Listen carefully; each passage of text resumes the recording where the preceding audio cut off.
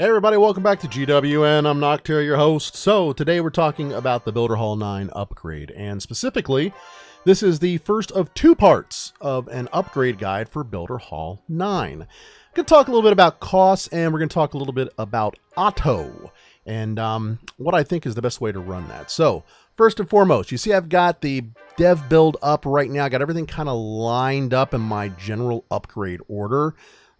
First of all, we're going to upgrade the Builder Hall, obviously. Then we're going to hit the primary defenses, which start off with your roaster, your multi-mortar, your Mega Tesla, and your giant cannon.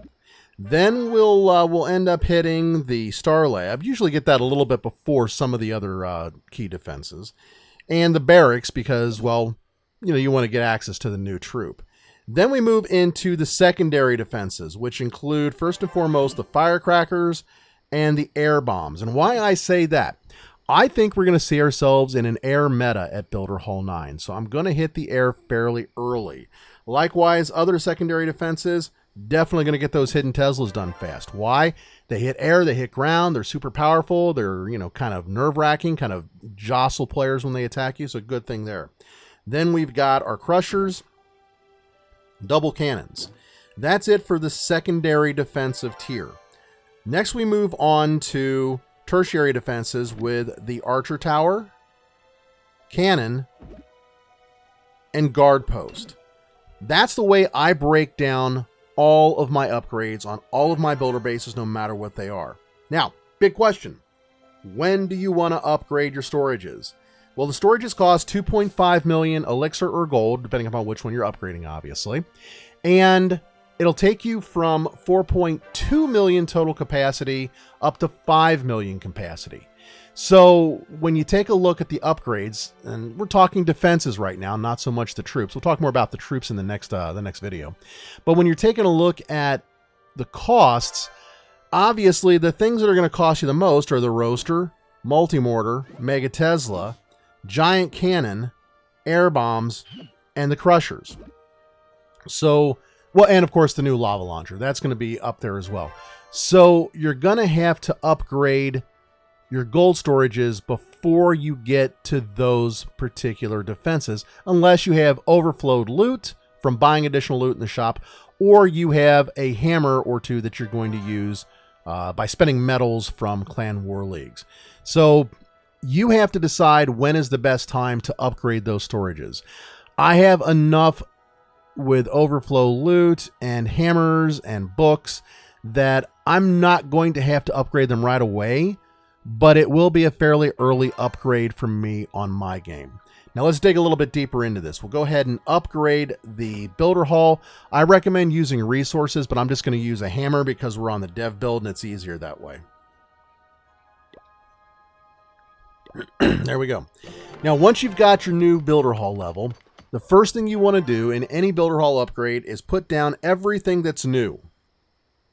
So let's just go ahead. We'll stick that over here. We got the 4 new walls.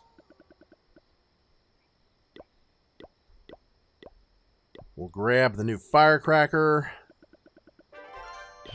Gem that to completion because we only got the one builder right now, right? The new lava launcher. And of course our new spring trap and mega mine. Get those down. So now we have all the new stuff down. At this point, I typically go ahead and build myself a base just because, I want to have everything kind of situated, but up to you, however you want to do it. This is where you make the big decision. Are you going to work on auto first to get that second builder? Or are you going to do the more general, regular upgrade path? Now, the basis for this decision, in my opinion, really should be where you're at with the things that are required to complete the auto upgrade. So taking a look at that, you can do these in any order you want to, but you have to have your gear ups done. That's a lot of time right there. I think the final gear up's like 14 days, so that's a lot of time. It could be a lot of resources. Your cannon carts upgraded to level 18. Your Mega Tesla upgrade to level 9. And the battle machine upgrade to level 30. The only way you're going to get this done fast is to use overflowing resources, hammers, books. So gauge the time, all right? If you're running around with, say, a level 10 battle machine, or your Mega Tesla is like level 5, or maybe you haven't even started upgrading your cannon carts, or you haven't worked on your gear ups, it doesn't make sense to jump in and try to do these upgrades right away to get the second builder. Or if you're a home village guy that you prefer to spend your time over there, get the 6th builder. It just won't make sense because it's going to take a month of Tuesdays to get those upgrades done. I mean, coming from, say, a level 10 battle machine, having to do 20 levels, forget about it. That's months right there.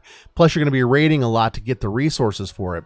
Better to just focus on bringing everything to level 8, doing your key defenses, doing your key troops, your favorite attack strategy, and then circling back around and hitting those things. If, however, like me, you've already maxed Builder Hall 8, maybe you're really close to maxing it, you've got your battle machine at level 25, your cannon carts at level 16, your Mega Tesla is, say, level 7 or level 8, then go ahead and do this. It makes sense to do it. Get whatever you need to do. It's just a very small amount. Get it done and make the final set of upgrades.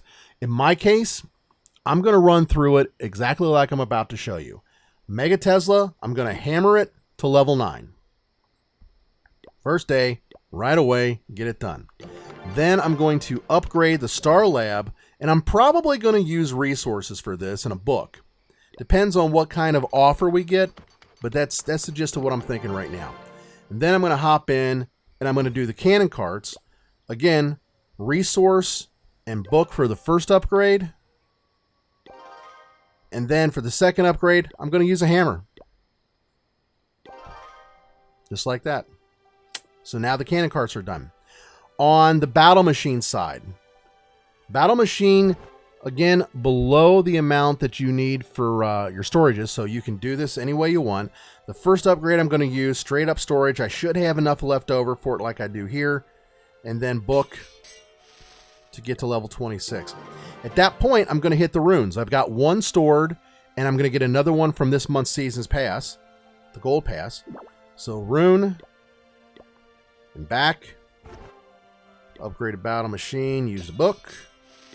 Use yet another rune.